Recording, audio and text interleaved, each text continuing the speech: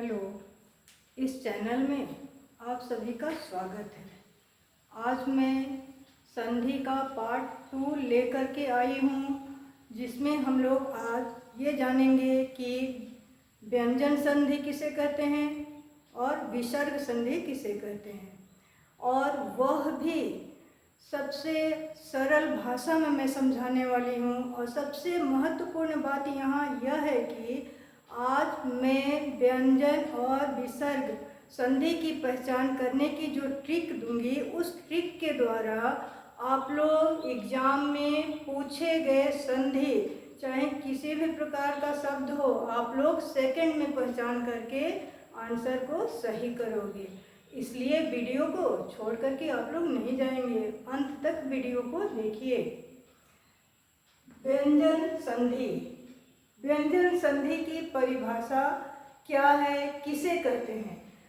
तो व्यंजन संधि जब स्वर या व्यंजन, ठीक है, स्वर हो या व्यंजन हो, या व्यंजन और व्यंजन हो, क्लियर? स्वर हो या व्यंजन, या व्यंजन हो या व्यंजन, दोनों शब्दों के मिल जाने के बाद ध्वनि में जो परिवर्तन होता है वही हमारा व्यंजन संधि कहलाता है। क्लियर? जैसे जगत, यदि जगदम्बा शब्द है, उसका जब हम लोग संधि विच्छेद करते हैं तो जगत प्लस अम्बा, ठीक है।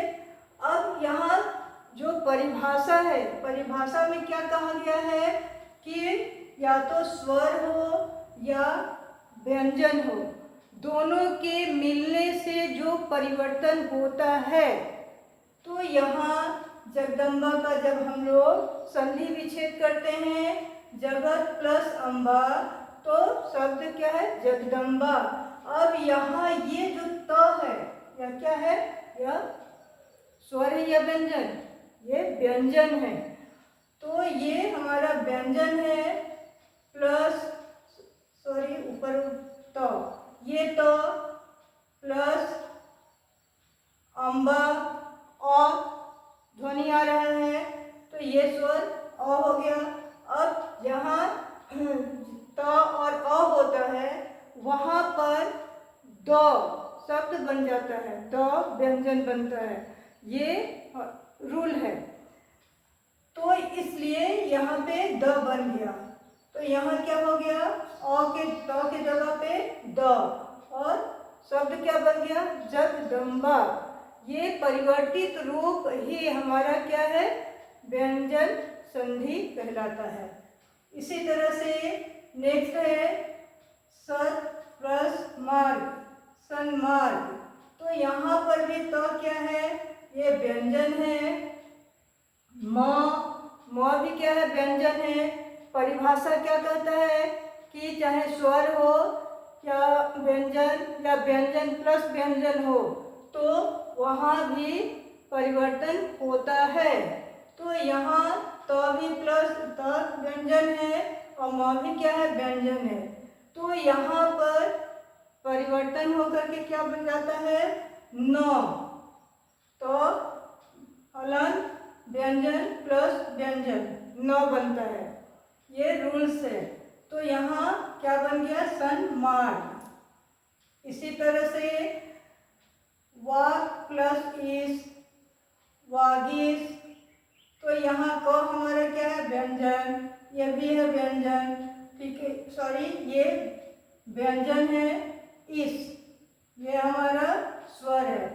तो व्यंजन और स्वर क और ई मिल करके होता है ग, तो इसलिए यहाँ शब्द क्या बन गया? वागीस। क्लियर?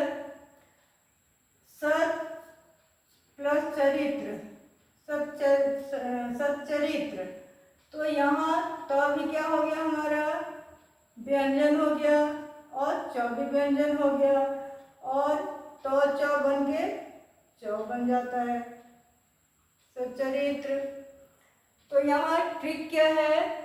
ट्रिक है कि पहले शब्द जो भी है संधि विच्छेद में, उसका अंत, जो शब्द का अंत है वह स्वर है, और उसके बाद का जो शब्द है वहाँ व्यंजन हो। तो इन दोनों के मिलने से जो ध्वनि में परिवर्तन होता है वही हमारा क्या कहलाता है? व्यंजन संधि। यही हमारा ट्रिक है।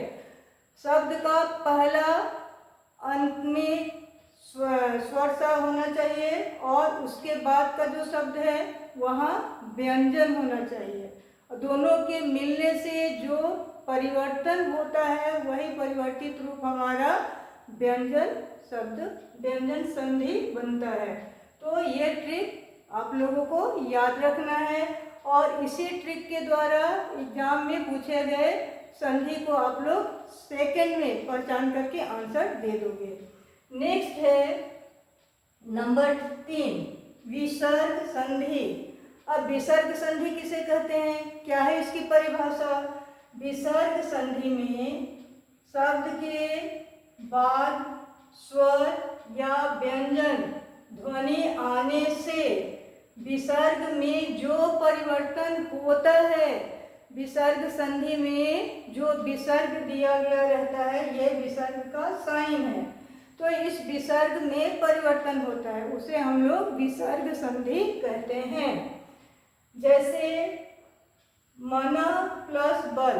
अब ये संधि विच्छेद दिया जाए और पूछा जाए कि ये कौन सी संधि है, तो यहाँ सेकंड भी नहीं लगेगा। यहाँ चूंकि विसर्ग यहाँ है तो विसर्ग में परिवर्तन होता है, तो विसर्ग में परिवर्तन होकर के क्या बन गया? मनोबल। यहाँ इसी तरह से नमः प्लस कार, नमस्कार, यहाँ भी विसर्ग है। जहाँ शब्द के अंत में विसर्ग हो, पहले शब्द का अंत में विसर्ग हो, वह विसर्ग संधि होता है। सेकंड भी याद हो गया, और यह क्या बन जाएगा? नमस्कार।